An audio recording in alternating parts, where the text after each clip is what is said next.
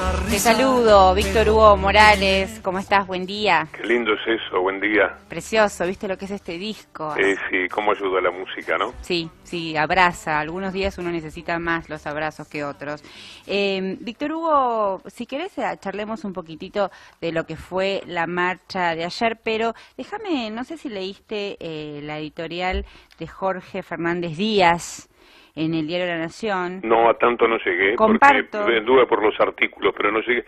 realmente no llegué a la última página, está ahí. Comparto, es la editorial que ya el título, ¿no? Es asusta, preocupa, desde el periodismo digo también, ¿no? El galtierismo de Cristina. La fase política más relevante de la marcha de silencio no se encuentra en las calles mojadas por un diluvio tropical por las que se deslizó, sino en su exuberante prehistoria discursiva. En las vísperas están cifradas novedosas patologías de la Argentina y secretas convulsiones del gran partido del poder. La tercera inauguración de Atucha II, bautizado obscenamente presidente Néstor Kirchner, le permitió a su viuda mostrarse como una mandataria enojada pero eufórica. Se expidió firme y segura de sí misma, reivindicando sus arranques hormonales y concentrada en gobernar con naturalidad hasta diciembre y en garantizar un sucesor con el mismo tinte ideológico. A este gobierno nadie le marca la cancha, dijo con displicencia. Bueno, y continúa. Es la mirada de Jorge Fernández Díaz, que es un hombre que escribe muy bien, pero bueno, a veces las palabras bien escritas también pueden decir estas cosas. Sí, la referencia, yo vi y escuché el discurso, tengo tiempos extraños en mi vida, porque normalmente de esto tenía que pedir informes y síntesis. Cuando habla de que no le marquen la cancha, tiene que ver con esa corporación infernal. No dio el nombre de Techín, pero por supuesto que se refiere a eso, y es natural que Jorge Fernández Díaz, desde La Nación, o La Nación en sí misma, actúe en función de ese sentido corporativo, si esa es la lucha en la que estamos involucrados, no solamente nosotros, sino el mundo entero. Basta echar un vistazo a lo que pasa con Grecia en Europa, o a lo que le pasa a Obama dentro de los Estados Unidos, ahora también teniendo que sobrellevar una medida cautelar. La pelea es muy grande, y en la Argentina tiene actores cruciales, como por ejemplo la gente de Techín, con sus convicciones, con su sociedad, con Clarín, con su dominio sobre el resto de la actividad, y la anécdota que cuenta cómo alguna vez ese hombre había golpeado la mesa y hacía mover los platos en tiempos de la Rúa, lo cual uno lo considera absolutamente indigno para un presidente que está representando al pueblo. Decía que a ella no le iba a ocurrir eso, estaba hablando de cuestiones estrictamente económicas y por supuesto también estaba mencionando de paso lo que significa el sentido soberano. A mí me pareció dentro de ese contexto un discurso que tenía que ver con la inauguración de Atucha, que coincidía con este día o que implicó que ella se sumara al acto que estaba previsto. Ese recorrido no lo tenía, y que no se involucró, me pareció, en ninguna mención que tuviese que ver con la marcha que se iba a realizar ayer. El tema es la reproducción, ¿no? Digo, si querés analizamos lo que te pareció la marcha de ayer a través de algunos de estos párrafos. Dice, por ejemplo, que Jorge Fernández Díaz, ¿no? En el diario de la Nación, que tal vez sus intelectuales e incluso su militancia más cerril esperaban que esa cadena nacional, horas antes de la concentración, estuviera dedicada a denunciar un golpe de Estado, como preconizan a órdenes de ella, con alarma y grandes aspavientos a lo largo de los últimos 10 días. Se ve que Cristina deja esas tonterías para sus idólatras y que por fin ha encajado con cierta lógica que un gobierno duro... A veces parece que no se tuvieran fe los diarios más dominantes, porque de ninguna manera puede haber sorpresa con lo que ocurrió ayer, potenciados por la más diabólica campaña de prensa que tiene que ver con Mañeto y con el grupo Clarín,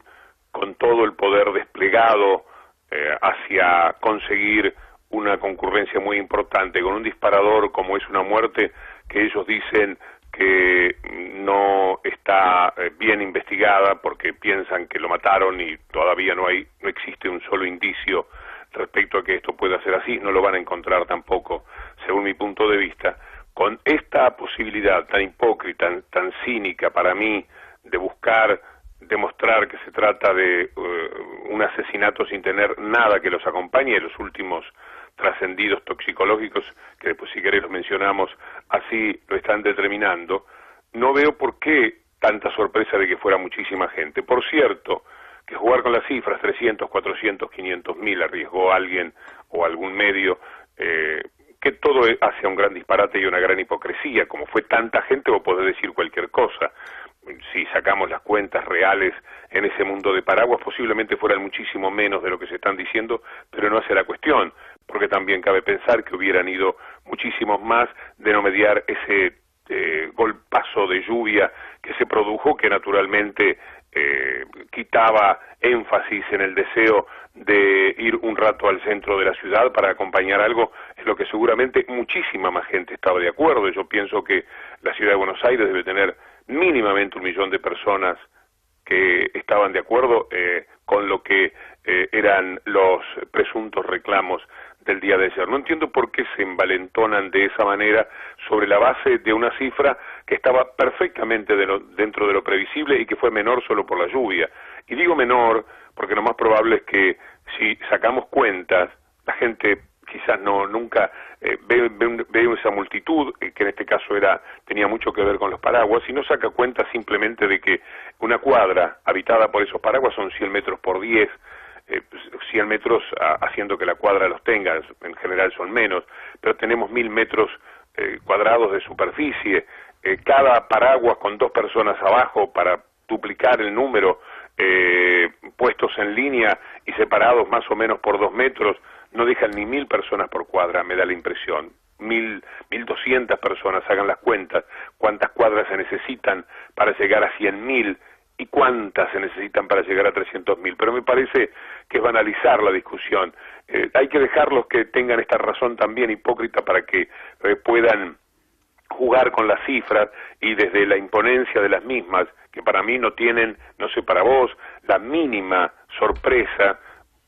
Yo entiendo que todavía podría ser más amplio y que pudo haber sido, de no mediar la lluvia, mayor la convocatoria que tienen. Bueno, ese es el poder, ellos se sorprenden del poder que pueden tener para generar todo este acto tan hipócrita en el cual la gente va a pedir justicia para un hombre que se ha suicidado, desde mi punto de vista, y lo digo con el énfasis que tenía el primer día, pero con el énfasis que ahora te permiten todos los elementos que van surgiendo, porque hasta el hecho del examen toxicológico que mal hace la fiscal en no comunicar de acuerdo a cómo venía comunicando antes, porque esto es lo que permite, con los juegos además de la querella, alargando con un pelo que encontraron, que inexorablemente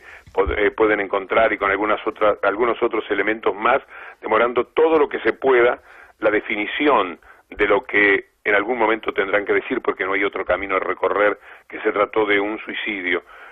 con el que la gente no quiere confrontar, la gente que fue ayer menos que menos, porque necesita tener razón, necesita que haya un crimen y no quiere escuchar razones, pero también necesitan que sea un crimen aquellas personas que ante un suicidio serían interpeladas, y estamos hablando del terreno de los afectos, estamos hablando del terreno de la política, que le sacó el jugo de una manera tan, que ahora se advierte, tan grosera a ese pobre hombre desesperado que era Nisman, y también de los sectores de los espías, que como dijo Stiuso en la declaración presunta de ayer, y digo presunta porque solo he leído hasta el momento lo que trascendió, que ni siquiera atendió, y le creo que así sea, porque esos llamados que hizo Nisman deben ser de segundos. Cuando se constate la duración, se verá que en todo caso se encontraba con un respondedor, porque no tiene manera Stiuso, si dijo eso, de haber mentido esto. O sea, abandonado por todos, con un cuadro de situación insoportable para ese hombre que venía de años y años de frustraciones y de críticas por los propios medios, decide darse la muerte. Todo esto entonces responde a un juego profundamente hipócrita que les va a durar solamente el tiempo que dure saber cuándo la fiscal tomará la decisión de escribir la palabra suicidio, y ni siquiera inducido, porque en todo caso lo inducido tendría que ver por quienes lo rodearon, por quienes desde el afecto presunto o desde la conveniencia evidente dejaron a Nisman en ese sábado tristísimo en el que busca Estiuso, en el que pide un arma desesperadamente, pedaleando de una manera en la cual ya iba desaforadamente hacia la idea del suicidio, que por supuesto se debe llevar durante muchas horas hasta que finalmente se toma esa trágica decisión. Entonces todo está envuelto en una capa de una inmensa hipocresía y también de una gran ingenuidad, porque muchos habrán ido pensando que efectivamente a Nisman entró alguien y lo mató convenciéndolo de que se quede quieto en el baño, pegándole un tiro, un hombre que estaba lúcido según el examen toxicológico, ayudándolo a bajarlo, recostándolo contra la puerta, saliendo sin pisar la sangre que seguramente ya empezaba a brotar, salir del apartamento sin dejar un solo indicio, salir y cerrarlo por dentro, pasar absolutamente todas las guardias y cuanto sabemos, dejarle el dedo en posición de rigor mortis, porque seguramente el asesino le puso el dedo encima del dedo con el cual gatilló el arma y por eso se tiene el rigor mortis, sin dejar una sola huella, ni en la sangre, ni en las paredes, ni en ningún lugar del baño. Eso es una cuestión absolutamente ya demencial la que se está acunando por quienes pretenden, frente a todas estas evidencias, ya son más de una decena de evidencias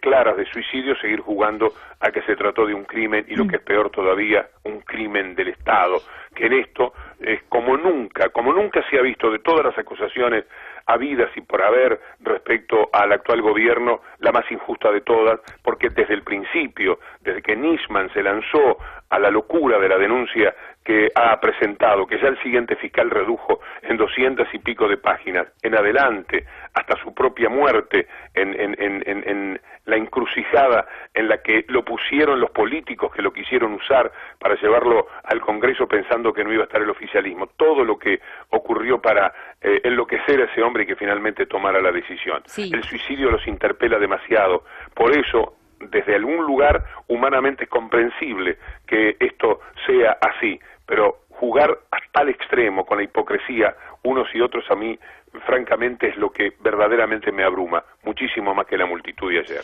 Clarín, como organizador y fogoneador de esta movilización, tal vez mucha gente que fue allá, efectivamente, si hablamos de cuánto es una multitud, supongamos por un instante que la situación revestía o reviste la gravedad institucional de la que hablaban, se especulaba con 1 millón de personas en la calle. En realidad, esta marcha tuvo la composición de otros cacerolazos multitudinarios, la composición social típica de los propios cacerolazos, separando a quienes la organizaron de quienes fueron. Pero hay un tema, volviendo al punto del Grupo Clarín como organizador de la marcha, estaban con un despliegue con tonos espectaculares, ¿no? Televisivamente hablando. Yo lo escuchaba a Nelson Castro, que estaba en vivo ahí, y dijo una frase que para mí es para analizar, porque dijo, es la militancia del silencio, dándole un valor positivo a esa militancia del silencio. Sí, yo, mira, estoy con problemas porque otra de las cosas hipócritas que se dijeron es que la marcha fue ejemplar en ese sentido. Me llama el equipo de producción, que fue con 2 o 3 cámaras a estar durante la exposición, y dado que lo primero que se ha propagandizado por parte de los organizadores de la marcha y sus voceros, etcétera, es que todo resultó ejemplar, y me dicen que tienen decenas y decenas de declaraciones que apenas preguntabas qué era lo que estaban haciendo allí, recorrían el camino de una presentación estrictamente política.